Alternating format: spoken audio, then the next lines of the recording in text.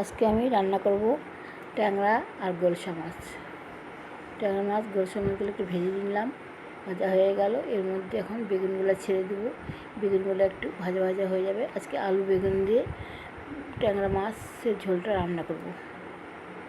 গোলসা মাছগুলো বড় বড়ই ছিল, ডিমওয়ালা। এখন আমি বেগুনগুলো ভেজে নিচ্ছি, ভেজে উঠিয়ে নেব। এরপরে ওর মধ্যে জিরে, শুকনো লঙ্কা একটা আর তেজপাতা সম্রা করে দিয়ে আলুগুলো ছেড়ে দেবো। আলুগুলো একটু ভাজা ভাজা হয়ে গেলে টমেটো ডুম করে রেখেছি, পেঁয়াজ কুচি দিয়ে দেবো।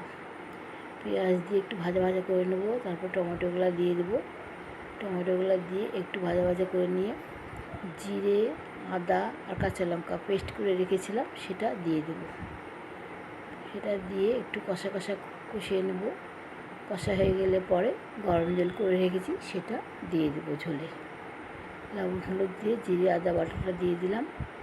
এখন একটু কষা হয়ে গেলে জল ঢেলে দেবো, গরম জল দিয়ে তারপরে মাছগুলো সব ছেড়ে দেবো।